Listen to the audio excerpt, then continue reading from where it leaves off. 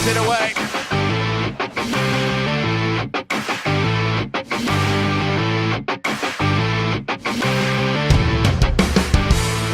Viewers, it is a bright and beautiful day here in the capital city of Abuja as we bring to your viewing pleasure another exciting edition of your favorite sports show, Sport Hour, from the Advent Cable Network Nigeria Television, ACNNTV.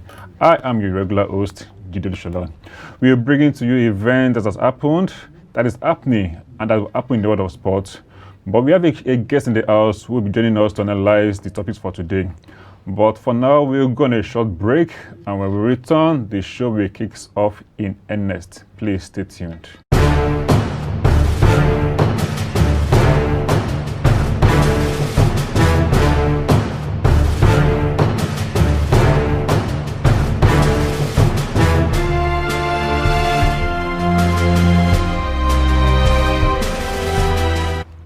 Yeah, welcome back. And if you're just joining us, this is the Sport Hour Show. You can join us and contribute to our discussion through the social media platforms and phone numbers as shown on your screen right now.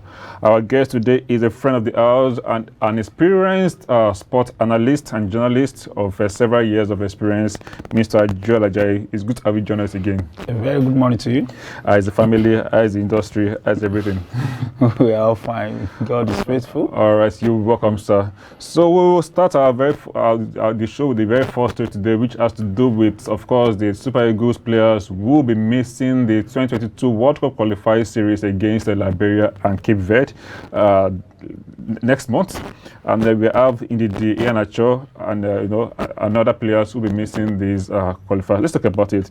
With the absence of players like you, of course, we know how strong EDD is for us at the heart of the midfield. And just tell us, we miss all these players. There are about 8 of them that will not be coming to Nigeria for the qualifying series. Okay. Good morning once again. When we are talking about the World Cup, I don't think it's something that we should take with levity hand as a nation. And then having look at what the English Premier League said, that they are not going to release most of their players, especially those people that are playing in England, to go to any red zone because of the COVID-19. I think as a country, we shouldn't be panic, assuming we have put everything in place before. As big as Nigeria as a country, we're supposed to have close to at least 3 sets of teams that you can pick from. Know that we are going to meet the like of Ndidi, the like of Iheanacho, the like of Nwobi, even Etebo with Williams that is playing for Watford. Yeah, so we're going to meet players like Ndidi, yes, Kelechi Iheanacho, Alex Iwobi, William Ekong, Etebo, Frank Onyeka, and Emmanuel Dennis. And of course, Semi Ajayi. Because these are the players that played in that particular England. But there was a report yesterday night that the CAF is trying to intervene by writing an official letter to English Premiership that they need most of their players to come and play for the. But for me, if all things being equal, Nigeria as a nation shouldn't be panic because 5 players will not be around. Out of 210 or 5 million, we should be able to have close to 30, 40 good players that can represent us. But you know that sometimes the fact that this crop of players are be together, they have the synergy. They know that each other's weak points and strength.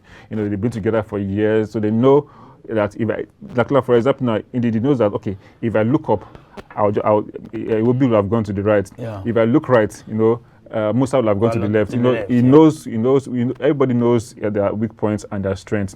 And then now bringing in new players. I will recall that General has said in the past that he's not going to invite new players for the World Cup. Yeah. That he's going to stick with the players he has, which is anyway is good. But then, of course, because of England's COVID-19 protocols, because the clubs. It's not even the FA. It's the club that said they are not releasing their players because they know that if these players go out to their various countries, Nigeria is not affected a lot. I know Chelsea that they are worried about that goalkeeper. Yeah. What's the name again right now? That yeah, from traveling. Because if he travels, they have to go through a 10-day quarantine, and within those 10 days, they are sure miss at least 2 or 3 matches.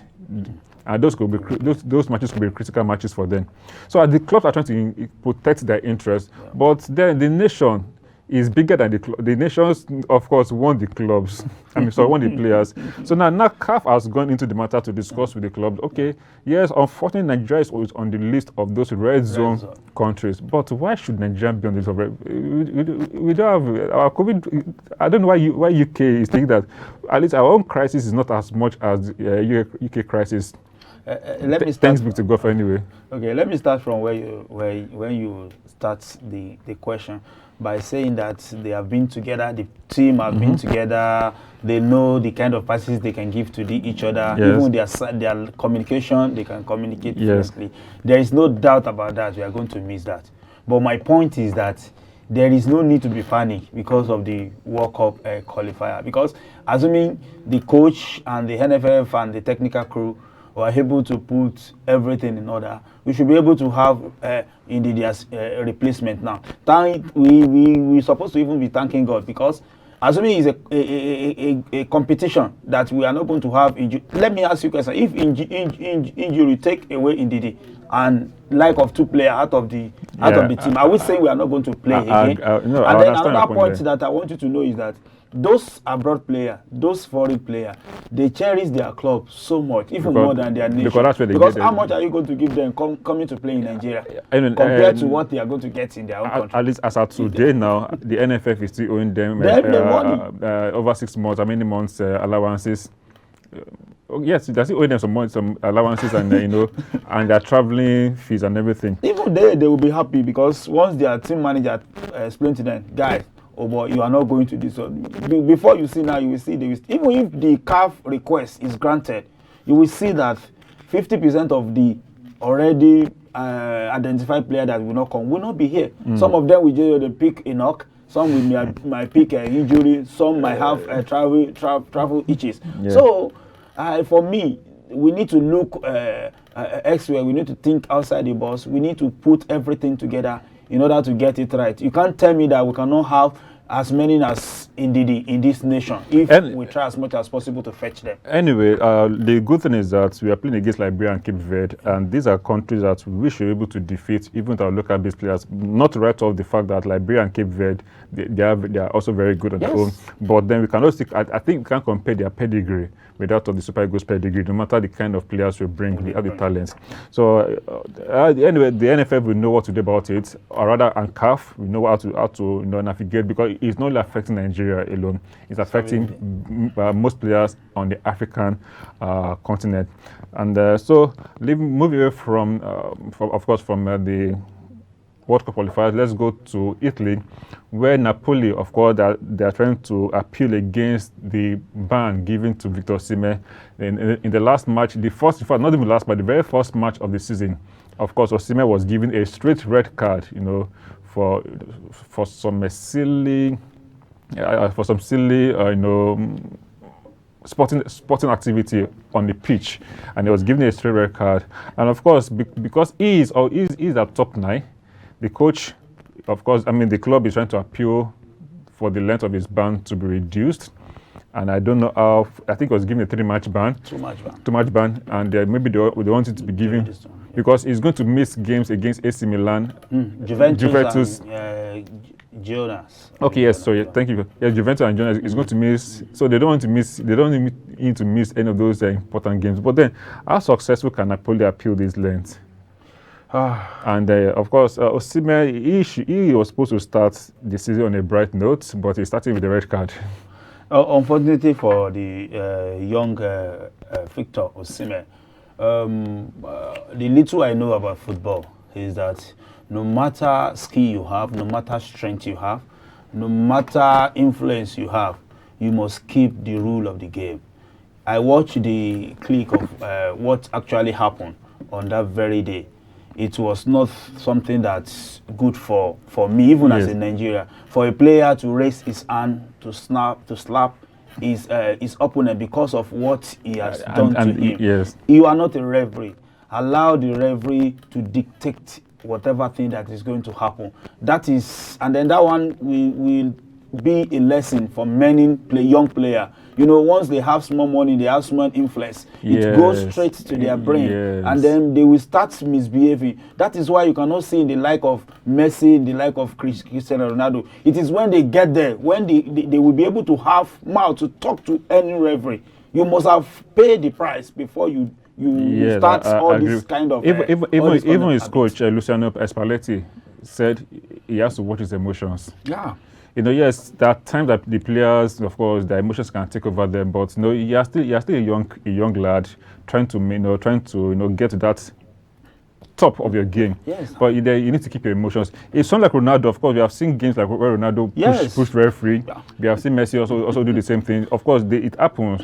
But you know, for them to do at that point, is because it's very. In fact, you can easily forgive them. Forgive because of what they have done. I remember when Ronaldo was in Madrid, and he pushed a referee in the Super Cup against Barcelona. That he was given 3-match ban. There wasn't much cry. Nobody fought him per se. That's it. But he has paid the dues. He has done. Well, just had a bad in office by not controlling his emotions. We have seen Messi even fighting players, but we not see the press, trying to talk down on them because. But you're a young player. For your coach to even tell that you need to push your emotions, that means there are signs. There are signs that you have been doing this. Probably on your maybe in a training ground. Maybe he has bust up with his colleagues, something. But for the coach to come out and say he needs to watch his emotions, that means the coach has been saying some things about his emotions that he's trying not to control. So, but then Osimhen should just try and he's still a young lad. Yeah. Even though he's a millionaire, but then it's not allowed. It's not allowed the money. Yes, to. Unfortunately for him, he won't be able to play with his someone that they tag is a young hero now, because he said since when he was kid he has been following Ronaldo and all these things. And then if the request is not granted, it means he will not play against Ronaldo on the second match ban game. Yeah, so it's just unfortunate. Then let's say how the appeal by the Napoli club will pan out. Whether he's going to be able to reduce it to 1-match ban, or, of course, he has to serve that ban. Yeah. There's no way. Even if it's half match, he must serve the ban. Ali was given a red card. And okay, so on a cherry note, back to Tokyo now. Our train goes to Tokyo, where the Paralympics are doing the nation proud. What the abled men and women could not do, I will not call them disabled. But of course, they are doing what able men could not do. And right now, the news just filtered in few minutes ago is that Latifat Tijani has won Nigeria's first gold medal in Tokyo. Of course, she is that's, you can see her on your screen there right now. She has won Nigeria's first gold medal, and that is good news for us here in Nigeria, because we all look towards this Paralympics as a place for us where we will ramp up more medals than the Summer Olympics, that we only added 2 medals in the silver and bronze. But this time around, we are seeing gold, and it's just good news for us, because that's our first medal in Tokyo, and she put in a very, very good result in her first leave. After her first leave of 105 kg was disallowed, but then the Ogun State born athlete came back with burning desire and ensured that in her second attempt of that same 105 kg, she made it. And of course, she still went ahead. Her third attempt was 107 kg. She made it again. Then she now did it in style in the 117 kg. In her fourth attempt, she was trying to break a world record of the 118 kg.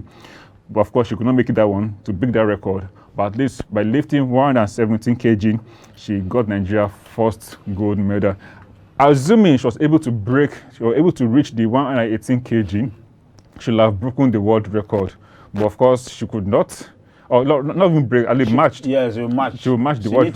She need to lift 119. Yes, for him to break the big record. Yeah. But at least she was able to get to 117. From 105, 110, to 17, and she made the mark by giving us the first medal. And according to statistics, this is Nigeria's 71st medal in Paralympics. Honestly, it's a very cheering news, like you did said in the beginning of your discussion, because if you look at what happened when we have the able men and women, we have a lot of news that is not pleasant to hear Yeah, of in the course, of course. hearings of many Nigeria. But this time around, I told you that time, if you could remember that, okay, these my people, I do call them my people because I cover people Yes, yes. living with disability. They have ability in them. They have this So strength. I don't know where I don't like that to call extra them. strength used to come. You know, when it comes to Yeah. weightlifting, all their energy, all their strength is not. It's no longer on their legs. It's from from their shoulder to their waist, Yeah. so they can easily lift. And I've covered some of them as well too, especially during the World Cup that happened in Abuja 2 years ago, thereabouts. We won the World Cup. So at least I saw most of them, most of the athletes. Of course, they are disabled from their waist down, but from up here, they're able. They are very, very agile, and we can see. I saw your screen. She was able to lift. They have that strength. They have that strength, but of course, sometimes they can be very, very angry. You can't take that one away from them. Yes, see, that's why I told you. I cover them. I know. They can be very Don't angry. toil with their emotion. Of course. Don't feel because you are complete. You are perfectly okay. You want to ride them. They will fight mess you. up. They They will will fight. mess you up. I've There seen was it. a scenario I don't like to discuss here. We covered an event. To be sincere with you, a minister they have to carry the minister out of the fence. She could not even follow the main gate when he saw the hunger, when he saw all these things from Those people, from they these can be angry. But we are very much happy that the good news is coming to Nigeria, and then we wish them many more of it. We want to hear more of it. We need to charge them. We need to encourage them to hear more of good news from Paralympics. Yes, right from time, they've always been doing us proud when it comes to Paralympics. Especially the weightlifters, they actually do us more proud because that's where we get more medals. So I won't be surprised if at this weightlifting event we get close like 7 to 8 medals, even more than that, because that is where we get most of our medals in the Paralympics. And of course, they don't run the running aspect. They don't do too well, but that weightlifting is our strength yes. Okay, moving away from still talking about athletics anyway, but moving from the Olympics, we will now go to the under 20 World Athletics Championship, where Nigeria, of course, came third out of 116 countries, and that's good. That's our best ever performance at the under 20 World Championship. And of course, the team arrived Nigeria, I think on Wednesday. No, on Tuesday. On Tuesday, yes. On Tuesday, we were there at the airport to welcome them. You can see them on your screen there. You can see the video where they were welcomed by the minister for the Youth and Sports Minister. That's talking about Sunday Diary, and other officials. That we can also see the AFN president, Tomobok Okowa, of course, welcoming them at the airport. And of course, a reception was held for them at the National Stadium, where we had the Minister of State for Education and the Minister of Women Affairs, and of course, the Minister of humanitarian disaster and co, whatever. She was also there as well to of course. And the president as well also released a statement, thanking them for the effort they made to bring honor to Nigeria. And one interesting thing about that's Tomobok. In fact, the girl she touched, that's I'm about to talk about, Imabong Uko. That is going to be she's going to be the new queen of the tracks. She won 3 gold medals, in 400 meters, and of course in 4x1 mixed relay as well too. And she's the star of the Nigerian athletics. She's just 17 years old. She's of course she won gold medals in 400 meters at the 2018 National Sports Festival in Abuja here.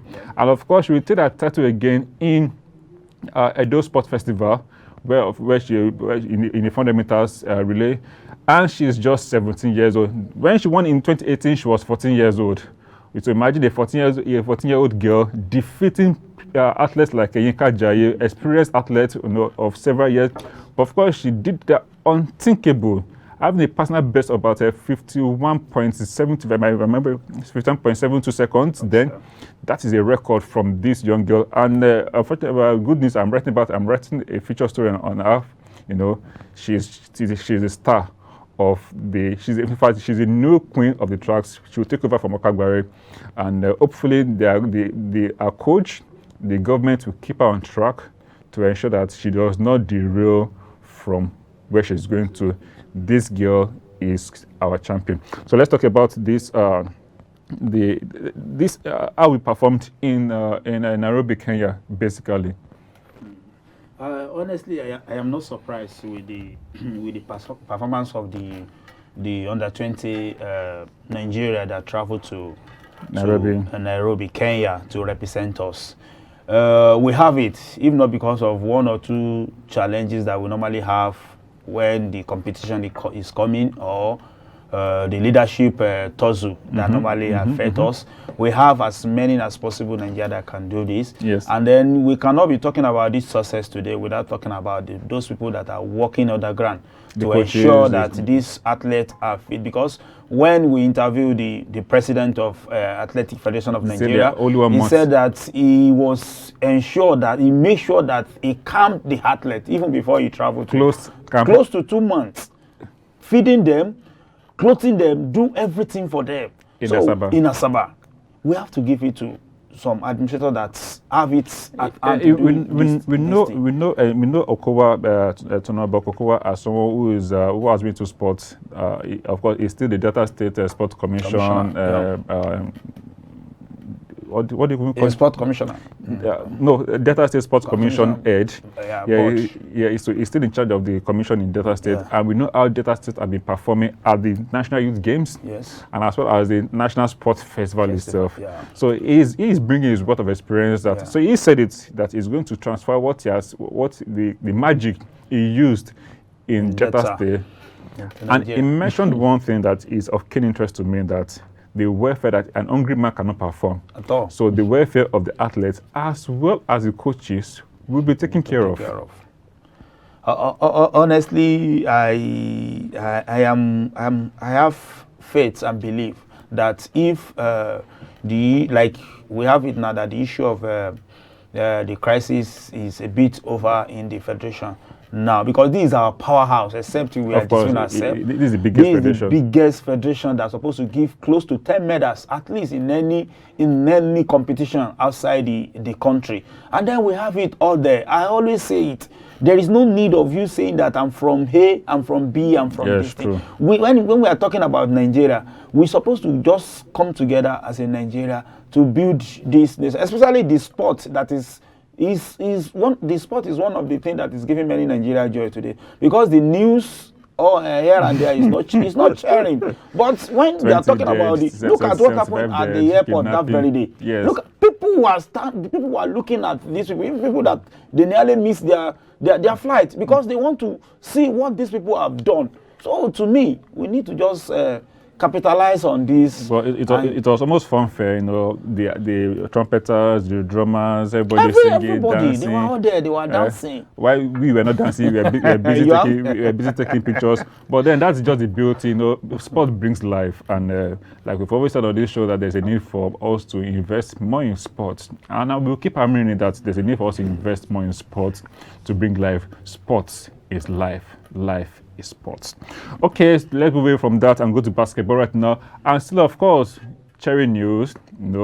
The Tiger at the Afro Basketball 2021 ongoing right now. The Tigers, the national male team, of course, they are cruising to a winning start after they defeated Mali 81-73. That was yesterday. The Tigers, of course, we know how they are, how good they are when it comes to African level. But of course, how I won't say poor, but how they are easily beaten when it comes to the world stage. But when it comes to Africa, no one can take it from the fact that Nigeria is indeed a powerhouse in sports, in football, in athletics, and now we are showing our strength on African brothers as we defeated Mali 81-73. Let me pick your brain on the Tigers. Of course, having a winning start in this 2021 AfroBasket tournament.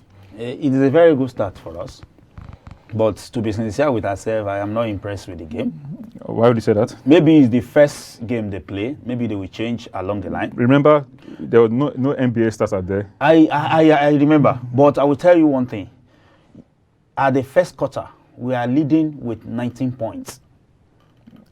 I don't know whether you are getting what I'm saying now. I know As a giant of Africa, you should not lose any. you should not lose it. You now wait until we go to. You are in 44. They are in 13. Yes. You now wait until they met you 44, 43. Yes. That was where we got it very wrong. So I don't know what went wrong. Oh. Maybe the coach. Maybe overconfidence. Maybe the coach now speaks sense to them in the second quarter and third quarter. That's why we are able to get the result. But be it as it may, we know that this is what we just said in football now. Most of our NBA, they are playing right now. They cannot release them. The way the football is doing the same thing. So that is what I am saying.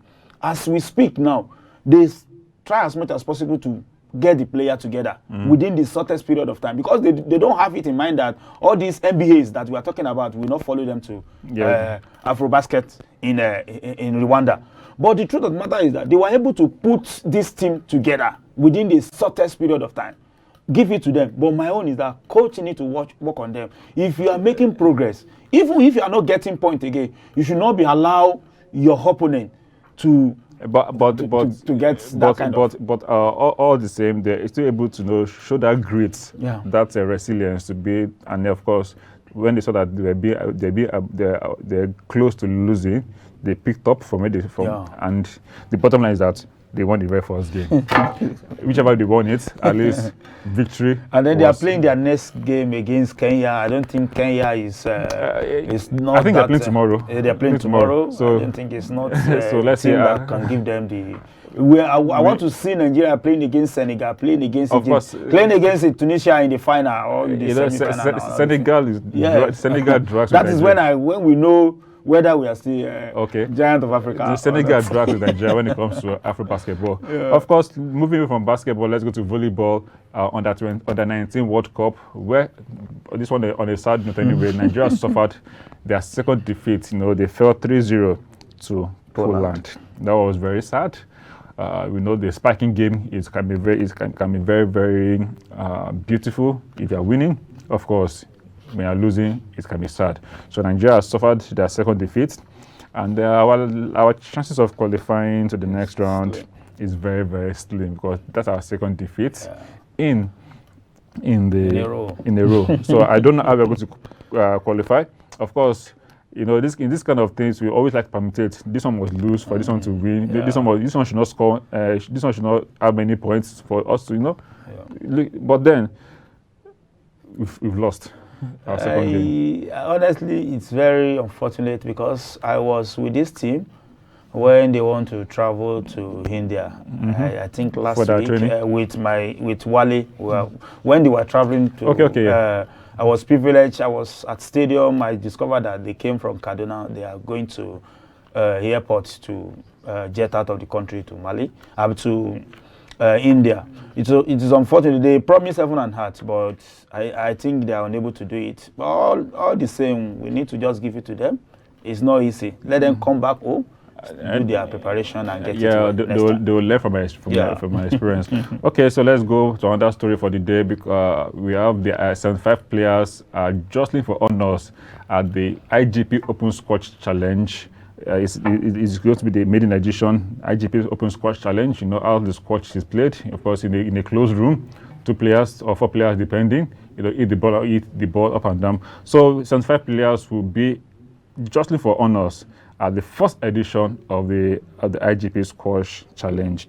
Okay, so let's go a trip to England. Of course, yesterday on Twitter, it was trending Arteta in. It was no longer Arteta out, because they wiped West Brom 6-0. And Aubameyang, of course, he scored an hat-trick, so he has lifted the hopes of Arsenal that, of course, when they meet Man City this weekend, they should be able to escape from the relegation zone. Arsenal, of course, they won 6-0 yesterday against the West Brom in the Carabao Cup. And that is giving them some hope that when they play against Man City this weekend, they can be able to do damage. What do you think? What do you think about that? I think every team they try as much as possible to make news all the time. But as far as Arsenal is concerned, they need to think outside the box if they are going to match their counterparts in the English Premier League. It's going to be a very big cracker, because someone that have lost 2 games back to back, and then you are playing a Man City that is a bit okay. They are not that there, but you can't compare. Let us be sincere with ourselves. You can't compare the kind of player we have in Man City to that of Arsenal, because it's like when you are allowed the veteran to be playing young boy in the competition. The veteran are all they will know how to just do with all this small kid and get away. But anything can happen in England. But I'm giving it to Man City. Of course, everybody can Man City. And Arteta was the former assistant coach to Guardiola. So I wonder how the servant. Anyway, the prayer is always for the boy to always defeat the master. But in this case, I don't see the boy defeating the master. Okay, so after yesterday's game of the Carabao Cup, of course the draws were released, and it's going to be QPR against Everton, Preston against Cheltenham, Man U against West Ham, Fulham against Leeds, and Brentford against Oldham, Watford against Stoke City, Chelsea against Aston Villa, Wigan against Sunderland, Norwich against Liverpool, of course Southampton, Burnley against Rochdale, Arsenal, of course, they'll take on AFC Wimbledon, Sheffield United against Southampton, Man City will welcome Wycombe, Millwall versus Leicester City, Wolves versus Tottenham, and Brighton versus Swansea. Those are the draw for the 3rd round of the Carabao Cup. So let's still talk about football as well too, but then this time around the transfer news, where Cristiano Ronaldo, it is said that he is pushing for a move to Man City. But of course, the young man, but he's not yet old, even though he's 36 years, he's still a young guy, has said that he is not going to Man City, that he's wondering where all this news is coming from, that he's going to stay put in Juventus. Probably the press want to know, they want to use it to sell papers, because he is a valuable player when it comes to news making. But of course, it is said that he is pushing for a move. And do you think Ronaldo can go to Man City, knowing that his roots began from Manchester United? In football, anything can happen. But sometimes now, okay, but I agree with you. Yes. But a player like Messi can never play for Real Madrid. Yes. A player like Ramos can never play for. That's where I was going. For Barcelona. Yes. We know some players will never, no matter the amount of money you pay them, because of the hatred in quotes they have for the other club. They will not play for such clubs. Like I said, in football, anything can happen. Yes. In football, the more you see, the more you look, the less you see sometimes. But as far as I know, the little I know, it will be out of point. It will not be something good for Ronaldo to come to Man City. Even he won't mind to come and play just a season in Manchester United, because of the factor that you said now. Normally, Messi is supposed to go to Real Madrid, assuming they don't have any issue. Yes. He would have loved to stay in Spain. But because, how will I be playing for those people that I hated? If you look at the way they play, Man City, before we left, when Man City was beating Man U that time, if you see how they would just be bullying Ronaldo, doing everything. And then because of, it's we Africa that don't think of where we are coming from. The white people, they always think of where they are coming from. You look at, this is the club that made me. Be it as it may, Ronaldo gets the first fame in Manchester United. Yes, true. So you will not want to say, okay, I want to now be against the team that is. It will be a very unthinkable. But in football, anything can happen. Okay, still talking about football, of course, and Real Madrid, they are trying to make a bid of 160 million euros for Kylian Mbappe. The Kylian Mbappe has refused, of course, to sign a new contract with PSG. He has the opportunity of playing with Messi now, with Sergio Ramos, with Di Maria, of course. But then he is not interested in all that. He's interested in going to Real Madrid at all costs. And if PSG does not sell him this season, he's going to go as a free agent next season because he has refused to sign any contract and they will lose money on him. So most likely before the transfer window closes in the next, if I'm right, in the next 10 days or so, they will have sealed the deal. You know, Madrid will have paid. I don't know how much I paid right now. Maybe they can increase it to even 300 million pounds. There's nothing that cannot happen with this. It is money we're talking about. But of course, do you think Mbappe will be a good fit for Real Madrid? As a Madrid fan, I'll be glad he's there. To be sincere with ourselves, because anything we are saying it based on the facts and what we have on ground. I don't see Mbappe playing well in PSG any longer. Because his mind is not because his mind is not there. And then when you want to play for a club, it will be from your mind. Yes. If your mind is with a club, look at what happened to Suarez last season when he was with Barca. He was not. He was just playing. It's like they are just forcing him. When the guy went to the Atletico Madrid, he was able to pick his own form. So for me, and then another factor is that he won't be playing 90 minutes unlike before. And then this might cause a lot of issue because there is no how you have the like of Messi that is collecting huge amount of money and then you will not keep him on the bench. The fans will kill you. So if Mbappe is not playing 90 minutes, I don't see the reason why the young guys should just remain in that particular club. Let him go and taste another club and see if he can break the even. Before I round up, there was, even though it's not part of my story list today, but let me talk about it. Yesterday, I watched a match on live streaming, which was Bayern Munich versus Bremer SV. And Bayern defeated this club 12-0. It was their own DFP Poker Cup competition. 12-0. And when I was discussing my mom yesterday, when I just thought about the story, she said, why would they beat such clubs 12-0? Of course, those clubs, the clubs should have just not come to the pitch at all than receiving 12-0. And Bayern did not use their first team, they used their team D. And against a team A of that particular club, 12-0. That was very massive yesterday. Right. Okay, so let's talk about the fixtures briefly. Fixtures for the weekend. Of course, the biggest news in Premiership this weekend is Man City against Arsenal, and of course Liverpool, Chelsea. Those are the two biggest games this weekend in EPL. So viewers, this is where we draw the curtains for today's program. We hope you've enjoyed every bit of today's show. Till we come again, same time, same station next week. We say enjoy the rest of the day and have a splendid week ahead. So I want to thank my guests for coming as well too. Thank you for coming around, and we hope to see you again often and often. It's my pleasure. I'm grateful. Okay, I'm Gideon Shola. Have a great weekend ahead. Bye.